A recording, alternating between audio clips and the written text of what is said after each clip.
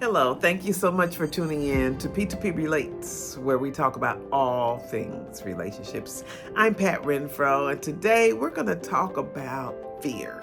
It's absolute foolishness. Now, when you're afraid of that mouse crawling in your house and you leave your home because you are freaked out, it doesn't feel like foolishness. It feels like it makes absolutely every bit of sense. But I'm telling you, if that mouse is that big, he rules, okay? Because I'm out of here. So we're going to talk about 3 things that you need to consider when you're allowing fear to take hold. They say that fear is a protective mechanism. But really what fear is, it's a barrier to our creativity and growth. So the 3 things I want to cover today are why fear stifles creativity. The next one, fear hinders your progress. And finally, of course, how to fix that so that you can overcome fear. So let's dive right in. The first thing that happens when you are held up by fear is analysis is paralysis. Oh my God.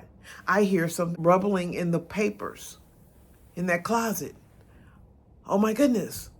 I just got to get out of here. I got to get away from that tiny little thing because he's going to get me.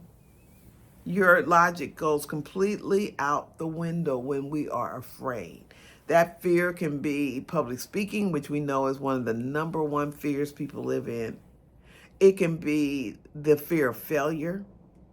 But whatever that fear is, it grips you.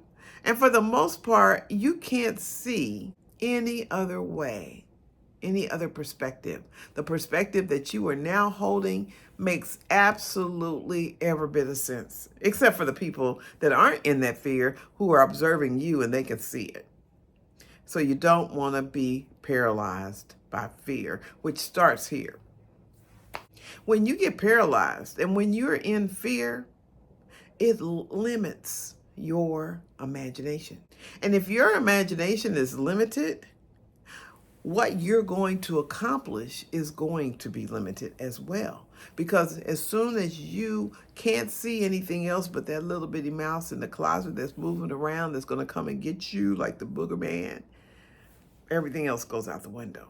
We can't be creative. We can't even problem solve.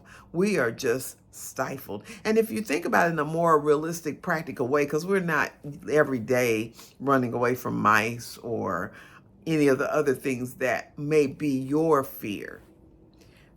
But if you take it into your everyday world, what you'll find is that more often than not, you're not moving out and doing all that you could do in your life because you're afraid of failure, because you failed before, because you were rejected or you were ostracized.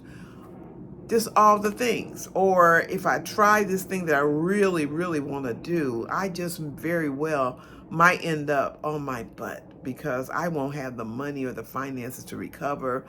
I'm going to stay on this job because that's sure money. And it would be irresponsible for me to just leave. But just leaving is not the first step anyway. The first step is to figure out what is your gift and what would make room for you and what is it you could possibly do that you're not doing now for yourself and for your livelihood. But again, that's shut down when fear has a hold. And then it keeps going because now not only can you not be creative, but the next one is you can't progress. And I've really already covered it. There's stagnation. There's tons of missed opportunities. And then there is that horrendous comparison trap. I look over at Susie and she is doing so much better than me. We both went to the same school, got the same degree, but Susie, she's out there kicking butt. And I tried and I didn't get hired. I tried and they didn't keep me on the team. But the reality is maybe that wasn't for you. And maybe even if it is for you, it wasn't for that time. And so keep it moving.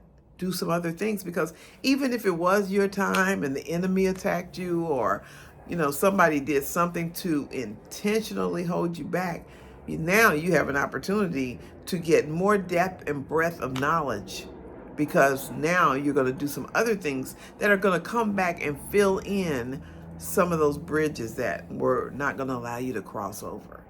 So when you are in fear, you can't be creative and you're not going to progress because you're going to get stifled. And one of the things about stifling is that it makes you stagnant. You don't move out and explore the possibilities of what can happen. You don't take risks. I recently started a business, like I alluded to you all a week or two ago. And I've got to start getting out there and doing pop-ups and introducing the product. Now there's some other infrastructural things that I'm working on that have to be done first, like the website, setting the social media up, and I got people working on that. But in the meantime, there's still a bunch of creative things that I need to be working on, so that when they come back and say, hey, you're all ready, I'll be ready on this side. But fear has you thinking about, well, what if? Fear has you thinking, but I need this first. Fear has you thinking all types of things that just freaking get in your way. But if you would just stop and say, I am going to hit this. I spoke to a colleague today, and she gave me the most valuable tip. She said, make sure, and she said, of course you know this, but it was just a wonderful reminder. She said, make sure you have your plan written down. Because once you get into the fold of having to implement things, there's just so many things that if it's not all written down where you can follow it and say step, step, step, it could throw you off.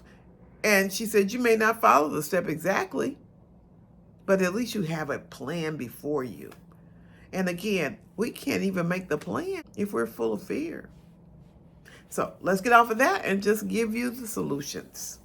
How to overcome the fear so that you can be all that you were supposed to be. So the first one is acknowledge where you are. That goes so far. If I don't think I'm doing a thing, I'll keep doing it because I've already convinced myself that I'm not doing it. If I'm stressing, if I'm a worrywart, but I don't see it, I'm going to keep stressing and I'm going to keep worrying because I'm going to justify the fear that I'm flowing in while I'm blind to what it is I'm actually doing. So the very first step when you're trying to overcome fear is to recognize that that's what you're functioning in. That you're afraid. Maybe you need to stop and think about what it is that's got you so tied. Just made up a word. The next step, because there's 4 steps, is to take a small step. I'm telling you, when you are afraid, the most important thing you can do is move to the next step. So it goes back to what my friend said to me.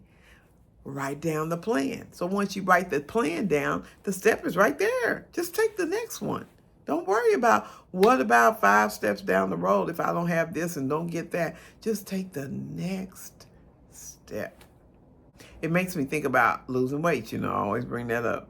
So if you've got 50 pounds to lose and you keep thinking about how many times you have not lost 50 pounds, or worse than that, you keep thinking about how 50 is really not enough, but if you start with 50, you'll do fine. Oh my God, you have already set yourself up for failure. Because the reality is, until you lose 5, you're not getting anywhere. So you better work on just losing 1 pound. And then even though that might take you 2 or 3 weeks, because you got to change this mind here first before you're going to change anything. Because when you change your mind, you make your mind up, then what you put in your mouth is going to change, and how you put it in your mouth and how often you put it. All those things. When you get ready to put some in your mouth that you know shouldn't be in your mouth, you're going to stop and think about it. But anyway, reframe the failure. That's so important, because if we're not careful, we will take that failure and beat ourselves up the head with it. It's really not a failure. It seems like it is, seems impossible for it not to be, but the reality is everything we experience adds to the rest of our story. So the more we can just catapult and overcome, the further we're going to get. Reframe it.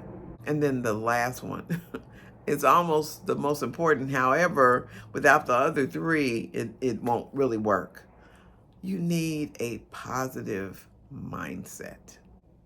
I talk about this almost every video, but you got to be grateful. You have to be grateful for where you are. Because wherever you are, it could be worse, but you're still breathing. You still have a chance to become a better person. So as long as you're living, you got a chance to make some different choices. So that's the first thing, being grateful. The second thing is you need to be cognizant of who you're around. Are you around mopers and complainers? Are you around those who try to slay you, even though they act like that's not what they're trying to do because they're envious of you or they're insecure on their own? It really has absolutely, which is most of the time, nothing to do with you. Are you around those kind of people? You need to change your dance partners.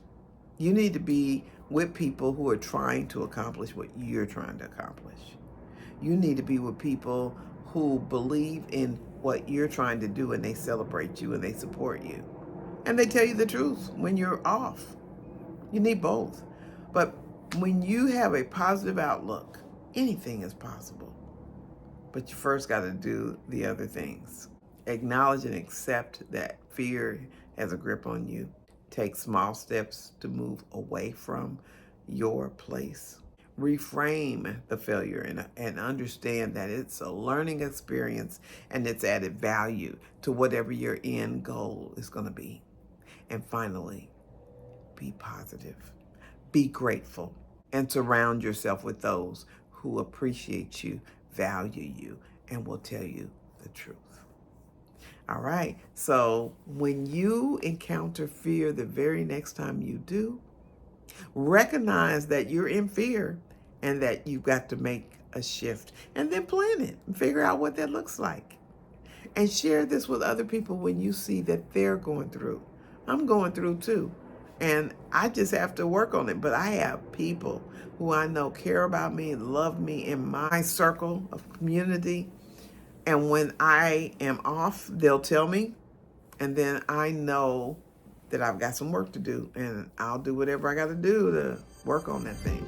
And you have to do the same thing if you want to be all that you can be. Thank you so much for tuning in. Hit that button so that you can subscribe to my channel.